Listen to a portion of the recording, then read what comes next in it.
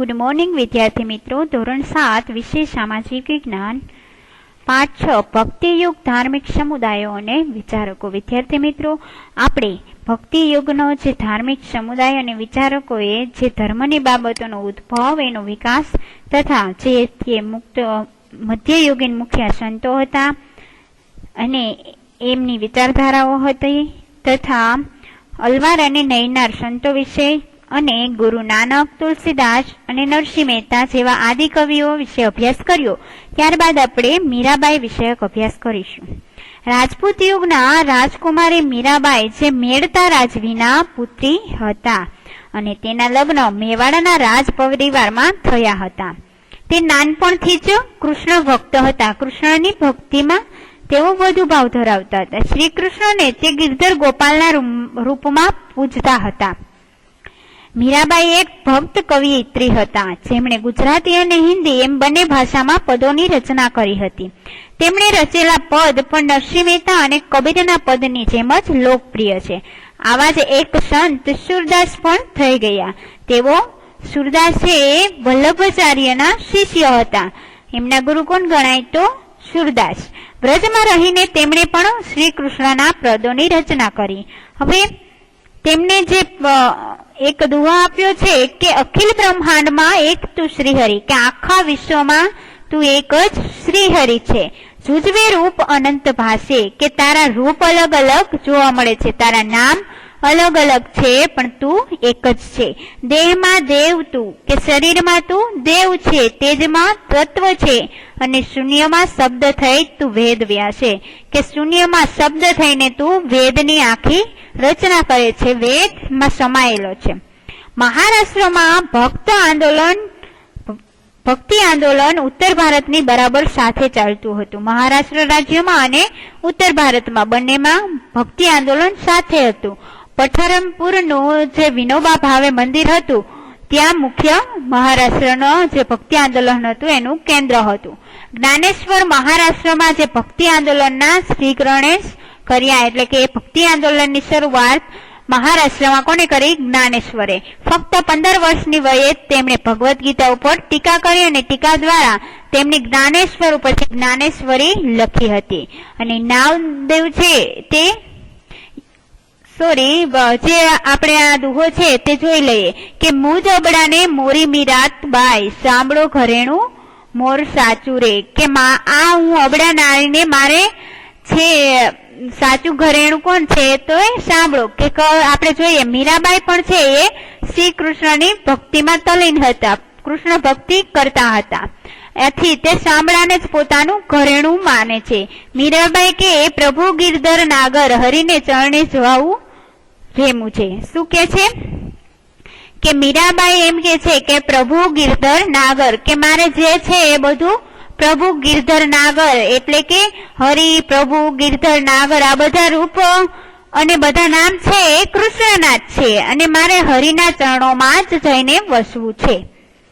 હવે ભગવદ્ ગીતા ઉપર ટીકા કરીને જ્ઞાનેશ્વરીની રચના કરી અને નામદેવ છે એ યુવાનીમાં અધર્મ માર્ગે હતા. અધર્મ માર્ગે એટલે કે તેઓ ધર્મમાં માનતા ન હતા, પરંતુ સાચી વાત સમજાતા ધર્મની બાબતની સાચી વાત તેઓ સમજે છે અને તેઓ ધર્મના માર્ગે વળે છે. અને મહારાષ્ટ્રના મહાન સંત પણ તેઓ ગણાય છે. એકનાથ પણ મહારાષ્ટ્રના મહાન સંત હતા. તેઓ ઊંચ નીચના અને નાત જાતના ભેદભાવોનો વિરોધ કરતા હતા. કે જ્ઞાતિઓમાં જે કોમવાદ જોવા મળતો, ઊંચ નીચના ભેદભાવો જોવા મળતા, તેમનો તેઓ વિરોધ કરતા. તેઓ સૌને સમાન જ માનતા હતા. તુકારામ મહારાષ્ટ્રના સંત કવિ કહેવાતા હતા. તેમના રચેલા અભંગો છે તે પણ ખૂબ જ જાણીતા છે. સમર્થ ગુરુ રામદાસ જે શિવાજીના ગુરુ હતા અને એમણે આધ્યાત્મિક અને સાંસારિક જીવનને જોડવાનો પ્રયાસ કર્યો. કે સાંસારિક જીવન અને આધ્યાત્મિક જીવન એટલે કે ધર્મમાં માનીને પણ અને સંસારમાં રહીને આપણે પ્રયાસ કરવો જોઈએ. લોકોને ઉપદેશ આપવા તેમણે દાસબોધ નામનો ગ્રંથની પણ રચના કરી હતી. ત્યારબાદ આટલું જાણો કે મધ્યકાલીન સંતો જે થઈ ગયા એમના નામો અને એમનો સમયગાળો, કે તે કેટલા વર્ષ જીવ્યા, એમનું જન્મ ક્યારે થયો, એનું મૃત્યુ ક્યારે થયું. ગુરુ નાનક છે એમનો જન્મ ઈસવીસન 1469, મૃત્યુ ઈસવીસન 1539 થયું. સંત તુલસીદાસ છે એમનો જન્મ ઈસવીસન 1532, મૃત્યુ ઈસવીસન 1623. મીરાબાઈનો જન્મ 1498, મૃત્યુ ઈસવીસન 1546. સુરદાસનો જન્મ ઈસવીસન 1483, મૃત્યુ ઈસવીસન 1563. રૈદાસનો જન્મ ઈસવીસન 1450, મૃત્યુ તેમનું 1520. જ્ઞાનેશ્વરનો જન્મ ઈસવીસન 1276, એમનું મૃત્યુ 1296 થયું. નામદેવનો જન્મ ઈસવીસન 1270 થયો અને એનું મૃત્યુ 1350 થયું. ત્યારબાદ એકનાથનો જન્મ 1533 અને મૃત્યુ 1599. તુકારામનો જન્મ ઈસવીસન 1608 અને એનું મૃત્યુ 1650. ત્યારબાદ આપણે જે સૂફી આંદોલન, સૂફી નો મતલબ થાય છે કે ઇસ્લામ ધર્મનો એક શબ્દ છે. તો ઇસ્લામ ધર્મના ધર્મને વ્યક્ત કરતો આ શબ્દ છે સૂફી આંદોલન. કે મધ્યકાળમાં ભારતમાં થયેલા ધાર્મિક આંદોલનોમાં સૂફી ચળવળોનો સમાવેશ પણ થાય છે. આ ધાર્મિક સામાજિક આંદોલનને આપણે હિન્દુ અને મુસ્લિમના સમન્વયને જન્મ આપ્યો કે જોડતી કડી ગણી શકાય એ છે આંદોલન સૂફી આંદોલન. કે હિન્દુ અને મુસ્લિમમાં જે ભેદભાવો જોવા મળતી અને ઊંચ નીચના ભેદભાવો અને ધર્મની બાબતમાં, જ્ઞાતિ બાબતમાં જે ભેદભાવો જોવા મળતો એ કડીને જોડનારું આંદોલન એટલે કે સૂફી આંદોલન. આમ પણ પ્રાચીન કાળથી જ ભારતમાં જે વિભિન્ન સંસ્કૃતિઓનું મિલન સ્થળ રહ્યું છે એમ કહી શકાય. કે આપણે જોઈએ છીએ પ્રાચીન કાળથી એટલે કે પહેલાના સમયથી જ આપણા દેશમાં ઘણી સંસ્કૃતિઓનું વર્ચસ્વ છે, પ્રભુત્વ પણ છે અને ઘણી સંસ્કૃતિઓ વસેલી. એમાં જોઈએ કે એના રીતિ રિવાજો, એના કાયદા, માન્યતા એ બધું શું હોય છે, અલગ અલગ હોય છે. બધાની સંસ્કૃતિ વિભિન્ન અલગ અલગ હોય છે. તો આ બધા સંસ્કૃતિનું એક મિલન સ્થળ તરીકે ભારત ગણી શકાય. સૂફી શબ્દ છે એ ઇસ્લામના ધાર્મિક વિચારોને વ્યક્ત કરે છે.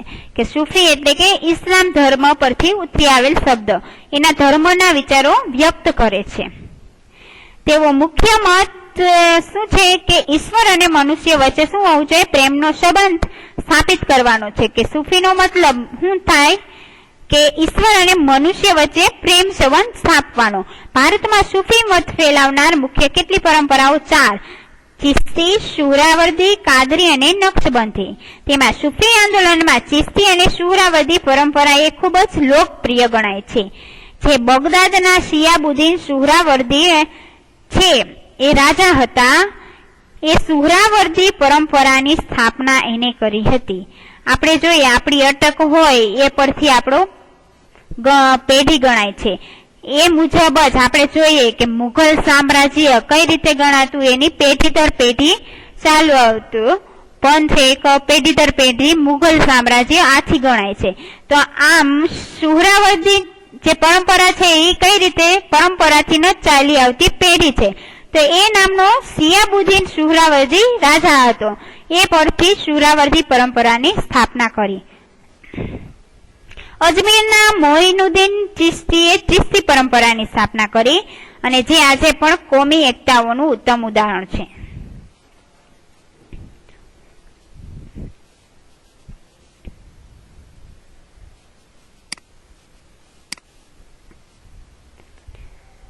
અજમેરમાં મોઇનુદ્દીન ચિશ્તીએ ચિશ્તી પરંપરાની સ્થાપના કરી હતી અને જે આજે પણ કોમી એકતાનું ઉત્તમ ઉદાહરણ છે. કોમી એકતા એટલે કે જે જ્ઞાતિઓમાં ભેદભાવ જોવા મળે છે એટલે એ કહેવાય કોમી એકતા એમાં લાવી. ભેદભાવને બદલે શું લાવી? કોમી એક્ય એટલે કે જ્ઞાતિમાં એકતા લાવી. એનું ઉત્તમ ઉદાહરણ ચિશ્તી પરંપરામાં જોવા મળે છે. તેમના મૃત્યુ બાદ તેઓ એક સૂફી સંત તરીકે બહુ જ ખ્યાતિ પામ્યા હતા. કોના મૃત્યુ? તો મોઇનુદ્દીન ચિશ્તી. મોઇનુદ્દીન ચિશ્તી સિવાય કુતુબુદ્દીન બખ્તિયાર, બાબા ફરીદુદ્દીન ગંજે સકર, નિઝામુદ્દીન ઓલિયા, ખ્વાજા બકી બિલ્લા અને શેખ અહમદ સરહિંદી જે મુખ્ય ગણાય છે, એટલે કે આ આંદોલનમાં મુખ્ય ગણાય છે. દક્ષિણ ભારતમાં શેખ બુરહાનુદ્દીન ગરીબ જે લોકપ્રિય ચિશ્તી સંત હતા. ચિશ્તી સંતોના આપણે તસવીરોમાં બાજુમાં ફોટા પણ જોઈ શકીએ છીએ. ત્યારબાદ હવે ભક્તિ અને સૂફી આંદોલનની જે સામાન્ય જનતા આમ જનતા ઉપર અસર પડી તે જોઈએ કે ભક્તિ અને સૂફી આંદોલનના સંતો, આચાર્યો, વિચારકો અને ચિશ્તી સંતો હતા. એના ઉપદેશથી સમાજ બહારના જે આડંબરો હતા, જે ઊંચ નીચના ભેદભાવો, વહેમો, અંધશ્રદ્ધાઓ અને અનેક કુરિવાજો ઉપર આ જે સૂફી આંદોલનો તથા આચાર્યોની અસરો પડી. ધર્મનો સાચો અર્થ સામાન્ય માણસ સમજી શકતો ન હતો, તે હવે સમજવા લાગ્યો. ઈશ્વર સર્વનો છે અને આપણે તેને મેળવી શકીશું એવી શ્રદ્ધા લોકોમાં પ્રસરાઈ હતી. એટલે કે શું કીધું? ઈશ્વર બધે જ વસેલો છે અને આપણે ઈશ્વરને મેળવી શકીશું એવી શ્રદ્ધા લોકોમાં પ્રસરાઈ. સાધુ સંતો અને ચિશ્તી સંતોના પ્રયત્નોથી ધર્મ વચ્ચેના ભેદભાવો પણ ઓછા થાય છે. કબીર જેવા સંતોના શિષ્યોમાં હિન્દુ મુસ્લિમનો પણ સમાવેશ થયો હતો. આ આંદોલનની અસર શું પડે છે? ઊંચ નીચના ભેદભાવ ઉપર પડી હતી. આ સમયે અનેક સંતો અને નાત જાત ભૂલીને દરેક સંતોએ પોતાના શિષ્યો બનાવ્યા. કેમ? શું કીધું? હિન્દુ મુસ્લિમનો સમાવેશ થયો ત્યારે આંદોલનની અસર ઉચ્ચ નીચના ભેદભાવ પર પડી અને આ સમયે અનેક સંતો એટલે કે બીજી જ્ઞાતિના સંતો હોય એ બીજી જ્ઞાતિના શિષ્યો પણ બનાવતા હતા. મીરાબાઈ, રૈદાસ, રસખાન વગેરે તેના ઉત્તમ ઉદાહરણો છે. ગ્વાલિયર છે તે મધ્યપ્રદેશમાં આવેલું છે. મધ્યપ્રદેશના જે ગ્વાલિયર સ્થળ છે ત્યાં સૈયદ મુહમ્મદ જોશ જે વિંધ્યાચલ પર્વત છે એ પર્વતમાળામાં જે એકાંત સ્થાનોમાં જે હિન્દુ સંતો વસેલા હતા ત્યાં એની સાથે વર્ષો સુધી રહે છે અને મુસ્લિમ રહસ્યવાદી વિચારધારામાં તેઓ સંખ્યાબંધ એટલે કે ઘણી બધી હિન્દુ રહસ્યવાદી ક્રિયાઓ અને પ્રાર્થનાઓ પણ ઉમેરાય છે. આથી આપણે કહી શકાય કે આ સૂફી આંદોલન દ્વારા હિન્દુ અને મુસ્લિમ એક્ય જોવા મળી અને હિન્દુ અને મુસ્લિમનો સમન્વય થયો. સૂફીઓએ હિન્દુઓની કેટલીક ધાર્મિક ક્રિયાઓ અને વિધિઓ પણ અપનાવી છે. એટલે કે મુસ્લિમ લોકોએ હિન્દુ ધર્મની કેટલીક ધાર્મિક ક્રિયાઓ પણ અપનાવી છે. જોઈએ ઉદાહરણ રૂપે એના પંથમાં દાખલ થયું એ છે સ્થિર મુંડન એટલે કે માથાનું મુંડન ટકો કરાવવો. ત્યારબાદ ઝનબીન જેને ભિક્ષાપાત્ર કહેવાય, મુલાકાતીઓને પાણી ધરવું અને સંગીતના મુશાયરા યોજવા એટલે કે આપણે જે સંગીતના ભજનના લોક ડાયરા થાય છે તે. આમ ભક્તિ અને સૂફી આંદોલનને સમાજની કાયાપલટ એટલે કે સમાજને આખે બદલી નાખ્યો આખો. હિન્દુ અને મુસ્લિમ સમાજને એક કરવાની પણ વાત કરી. દરેક સંત સંભાવ, સદાચાર અને ભાઈચારાની વાત કરી. આમ પણ ભારત દેશ અનેક સંસ્કૃતિઓ અને અનેક ધર્મોનો આશ્રય સ્થાન જ રહ્યો છે અને જેમાં મધ્યકાલીન સંતોએ પોતાના સરળ ઉપદેશથી તેમાં વધુ પ્રાણ પૂર્યા એમ કહી શકાય. તમારે સ્વાધ્યાયના પ્રશ્નો તમારી નોટબુકમાં નોંધ કરી વાંચવાના છે. Thank you.